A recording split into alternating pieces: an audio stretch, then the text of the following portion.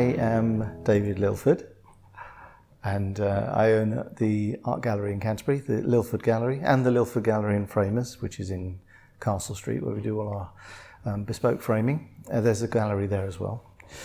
We've been in Canterbury now for 22 years, just over, as a gallery, so opened in 2000. I've lived here all my life, so I know Canterbury very well, I'm just coming up for 58 years old soon. Oh dear, 58 years old, Jesus. Anyway, I came to art in a different way, I guess, from a lot of people. I always had a passion for it. I was always dragging parents into art galleries, to their annoyance a lot of the time. But I spent most of my career in retail management for Dixons and Currys, mainly. For about 17 years I think I did that. And got to the point where I guess, well, actually, one of the pivotal moments was my mother dying, I believe, and that was, I was, I guess, 34 years old then. She was only 58, which is a very young time to die, too young to die.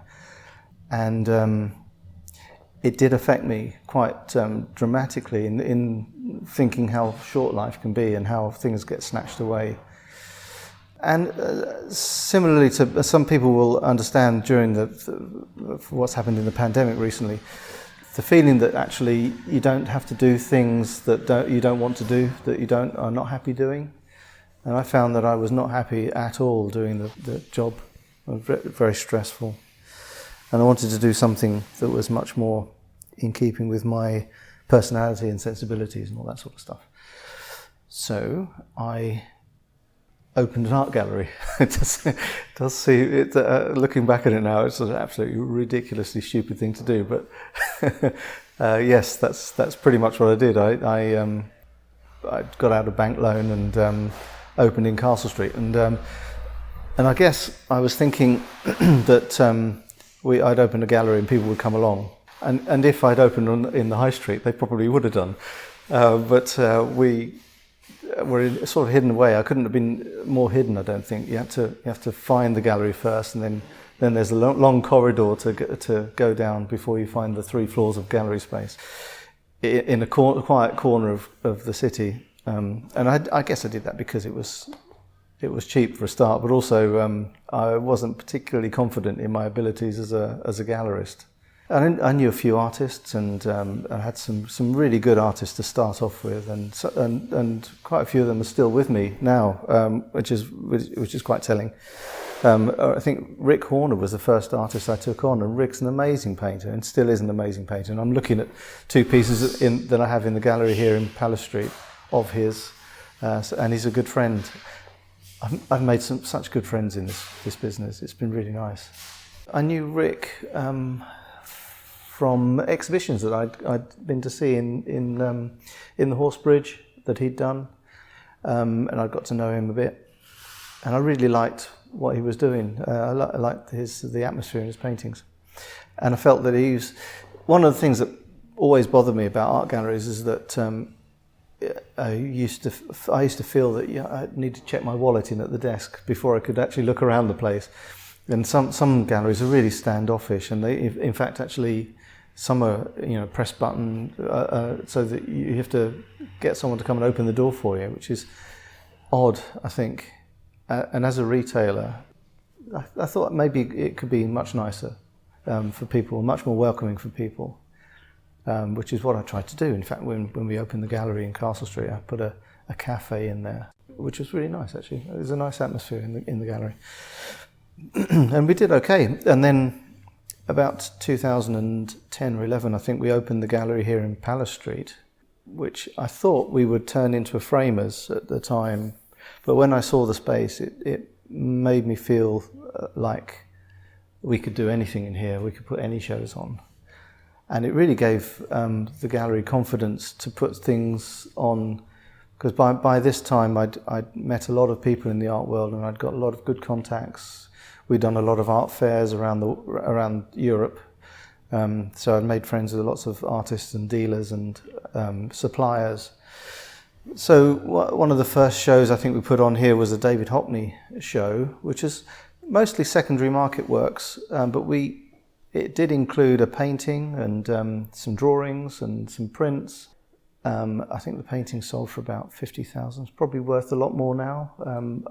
In fact, I know it's worth an awful lot more now. But so we did that, and I managed to put a show on of Chagall and Matisse, Picasso, that kind of work, which really is the sort of thing that was really exciting for me and for a lot of our clients that were coming in. And we're also able to do other shows and have artists in that that are local too, and push those.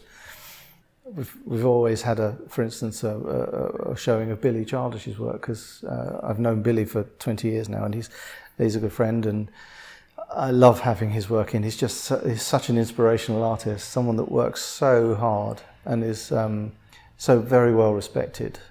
So I absolutely love having his stuff in. As a gallerist of a commercial gallery, we've got to make the rent. We do have artists in that are here for selling, and we know that we're going to sell them because they're very popular or that it's very easy to sell. We need those, otherwise we're not going to survive. And sometimes we have artists come in regularly, and they can be a little bit sniffy at some of the works like that, and I understand that. But if we didn't do that, then we wouldn't have a gallery here in Canterbury and be able to show the works that we do show rather. So I think the answer I would normally give to someone that says, "What do you put in works that you like?" is no. I don't do that. I put in works that I think I'm going to sell, or I think people will like. They may not sell, but I think people will like them. But if I like it, then it'll come in. It's more, actually, do you know what? It's more to do with whether I like the artist. Often I will take an artist on because I actually really like them and get on with them, or I like what they've done, or respect them. There's a lot of art in here that by artists that I think should be better known than they are, maybe, or are doing something that's different, that is interesting and pushing boundaries a little bit. So there's a bit of that. Talking to artists, they do often, artists that don't exhibit in galleries often have a fixed idea of what galleries do or what they don't do, or what they do for money, what they do for their commission. And I always urge artists to think about their work in a different way, the selling of their work in a different way. Firstly, there is a retail selling price for a piece of work, so it's worth a certain amount. At whatever level you are, it can be you're selling at £100, could be selling at £100,000. That's the selling price of the work. What a gallery does is they will normally take 50% of that. But the artist shouldn't be thinking of it as the selling price plus the commission, because that just doesn't work. Because the artist would then sell outside the gallery to clients, and the gallery then gets nothing, so drops the artist fairly quickly.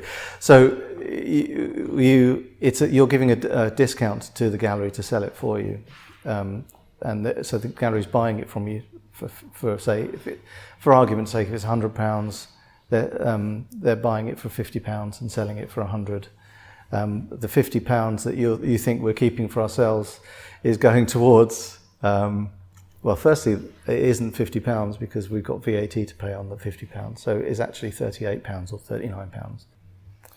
Then there's the rent. It's £3,000 a month for a gallery here in Canterbury. This one, that's the rent, not the rates and the heating and the lighting and the staffing and everything else. So and imagine it all adds up to quite a lot. But there's also the stuff that you don't see, which is the marketing that we do for the artists. So the mailing lists that we have and the social media reach that we have. The last Catman show we had here, we had nearly 400 people to the show. It was so busy. And Catman will know, he knows that, because he only works through 2 galleries, he only sells through 2 galleries, that's us and Graphic in London, that working with a gallery gets you to a much higher level of sales than it would do working on your own. So his works are in the collection of people like the former head of Barclays. We've got works with him of Catman's, who's a client of ours, and so on. There's a lot that we do marketing-wise for the artists. So they get shown, and obviously it's not a massively prestigious gallery, but we've got a good solid space and a good name, and showing with the gallery, it does tend to mean that the artist does very well, usually, not always.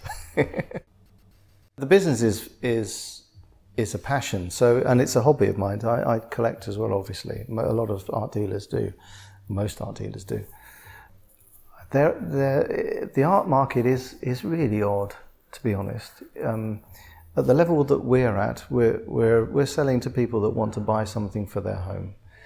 Generally, there are some businesses that buy from us, and there's some corporates and so on. But it's usually people buying collectible work to hang in their home. Really, that's the market that we're aiming for. That's what where we're targeting things. We're not really furnishing restaurants, that's not really our thing. We're not in the interior design market very much, because I don't really want people to buy things that are just wallpaper. I want them to buy something that they love, that they will cherish, and they'll hang on their wall and look at a lot, and maybe see different things each time. That's more what we're into. A lot of independent galleries are like us, doing the similar sort of thing. We're in a fortunate position that we've got some really good contacts. So I have works by some fairly famous artists, like Tracy Emin and Anthony Gormley, Grayson Perry, and people like that. And we always have that kind of work in the gallery. David Hockney as well. I've got a piece of his at the moment, and that's collectible work that people are going to fall in love with. And it's not something that they're going to hang on the wall and just forget about. There are the galleries around the city that are chains, which are basically backed by publishers, where they print the works themselves, and often it's kind of more of a hard sell, I suppose. They're looking to just get as many sales as possible. So they will say things like talk about investments and saying that things are a great investment. That it's the last one. Often they'll be saying that there is very limited supply of things, which is odd since they publish them and they print them.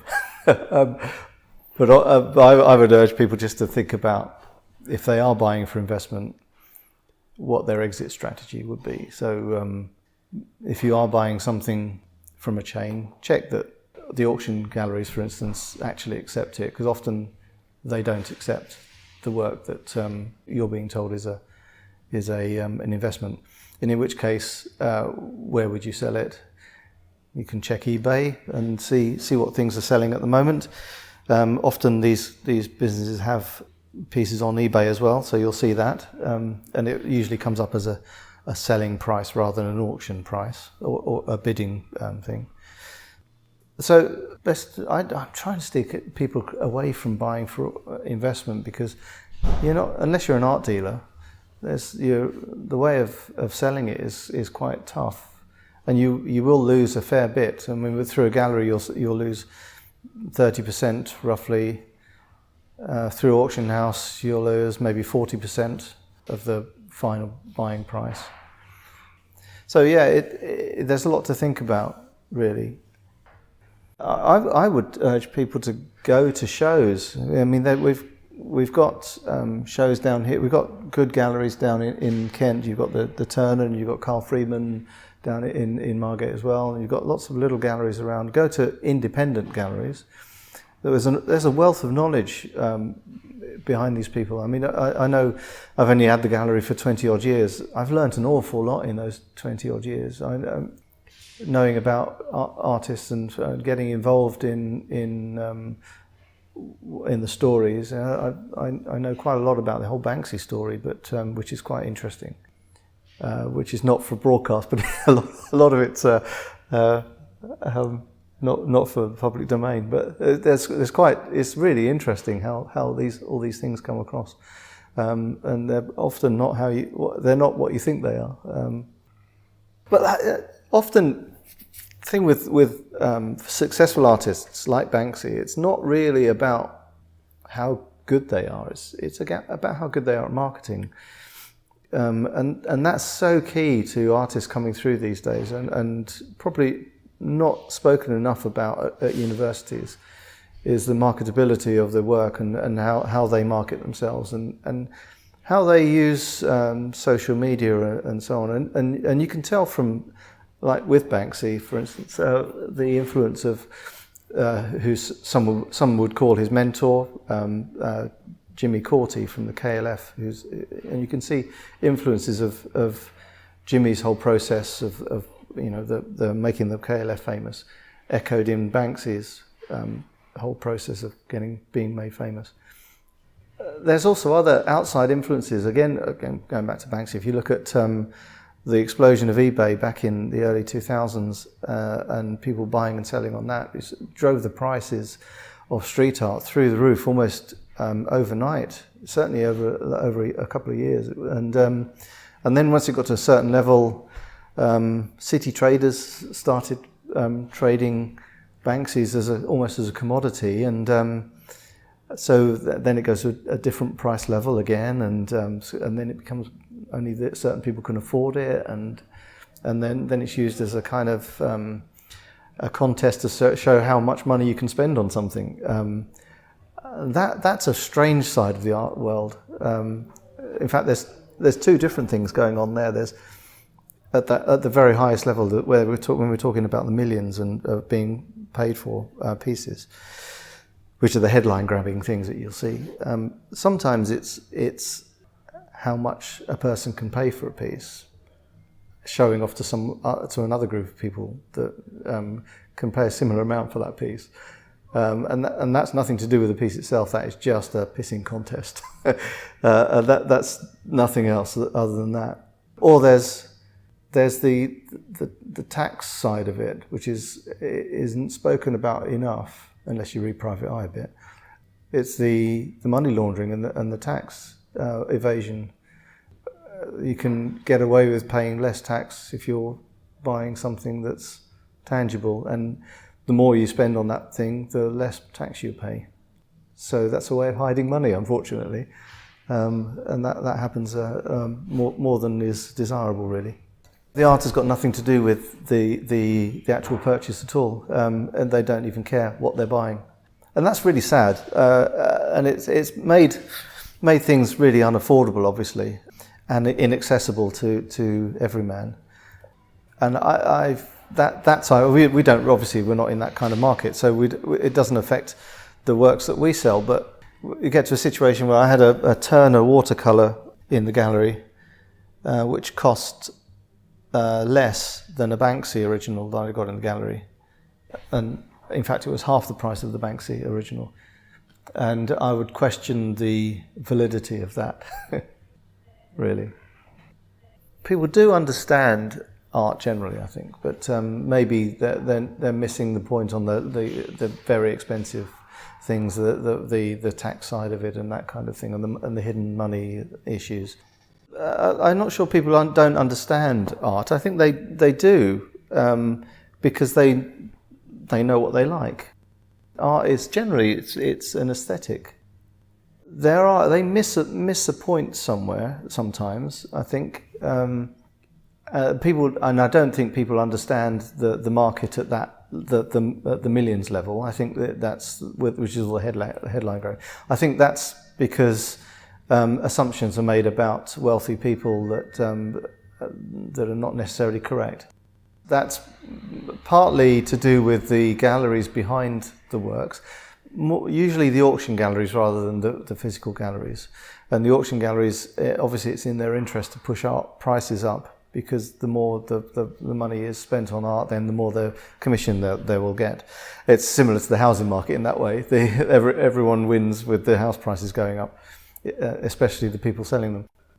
There is the side of art that people, where they say that they know what they like and so on. Often they miss out on things that they don't understand because they're not asking the right questions, or they're not hearing the story about the work. And sometimes there's the press side of it as well. The British press are a little bit right-wing often with things. So you'll see like Tracey Emin, for instance, is always portrayed negatively in the press. The press don't really like strong women that talk about themselves. You'll notice that's always a negative. So when I'm talking to people we often have lots of conversations about Tracey, for instance, because people have this kind of fixed idea of who she is, which isn't necessarily who she is. It's just what the press have said who she is. The bed and the tent and so on.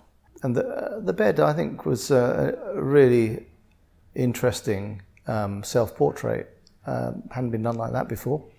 And I would defend that to the hilt. I think that's a really good piece of art. The drawing that she does, and she's a particularly good draftsman, but obviously she's at the point where she's doing these sort of more childlike or naive drawings, which nearly every artist goes through this. It's much more expressive for them to draw something that's more naive than it is to draw something more precise. Every artist, I mean, Matisse, Picasso, all of them, Chagall, they've all done this kind of thing, and it is actually it can be much better that way, but you can only do that if you can draw beautifully. And Tracey, Billy Childish, amazing draftsman. So often if you only look at the work on the face of it, we'll miss some of the history and the journey that the artist has taken to get to the point where they're making that kind of work. We've seen a lot of artists that we've been dealing with for a long time that have become very popular and almost household names. I can mention someone like Bonnie and Clyde or Maria Ivens. They have worked in other galleries as well, but in the time that we've had the work, but both these are artists from Brighton actually. They've both become VAT registered. So they're doing very well, I think, indeed, actually. And there's a number of artists that we work with that have done that, and it's been really nice to see, actually, that they're selling all over the world. It's not. I don't encourage artists to be exclusive to us, but I do encourage them to work with other galleries, but not sell their own work, because that then negates the point of having the gallery, because you then have people just Googling them and just trying to buy directly, and it's tedious for the artists because they want to sell through the gallery basically. So we've had a number of really successful shows this year. We had a fabulous show right at the beginning of the year with Huddy Hamper. Huddy is Billy Childish's son, and it was a sellout show. One of the first sellout shows we've had, actually. It was superb. And so we're hoping to do something again with Huddy maybe next year. Also the Catman show was incredible. We really enjoyed having his work, and he's such a nice guy. Same with Huddy. I'm very, very fortunate dealing with these guys that are just lovely to deal with. Our next show is Gary Raymond Pereira. And Gary, again, a friend of mine. I've known Gary for many, many years, and he's an artist from Norfolk. And his work is superb. Really, mainly landscape, I guess, and seascapes. The seascapes tend to be very textural, and landscapes really quite precise, very almost photorealistic. He's a really good painter.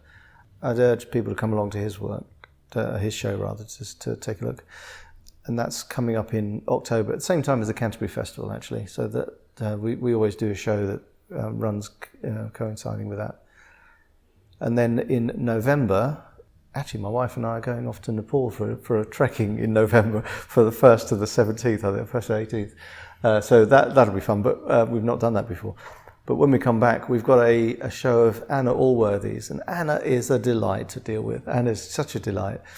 And her work is amazing. She's a collage artist, collage painting, drawing, all in one work. You can see on the website. Her work is so popular. We sell lots and lots of her work, and she's currently making work ready for the show. I was in the studio only yesterday, actually, to check out how she's doing, and we were working out how we could set a print up that we'd be able to give out, say 10 free for the first 10 people through the door. So we're working on that now and working on a deal. We try to do a show. If we're going to do a show of Anna's, it's sort of towards Christmas, because it's really it's a lot of fun. She's got a lot of people she knows around locally, and so it tends to be a bit of a party. It's quite nice. No, I don't think enough is put into framing. Everything that we frame in the gallery is conservation framed, in that we use acid-free everything, so so there's no effect on the pieces that's being framed. Especially important with prints and collectible prints, because as we've seen, we've got a couple of Banksy prints that are in the framers now that have come in for surgery. Really, they were bought at the original show back in early 90s, late 90s rather. And I think they paid 150 quid each for the prints, which is obviously not very much, but they're worth together about 240,000 now. But they've been framed so badly that, because they were just putting frames that they can get off the shelf at a shop, that the frames have damaged the print. So there's glue stuck to the back. The non-acid-free mounting has discoloured the print. The glass has made the print discolour on the front as well.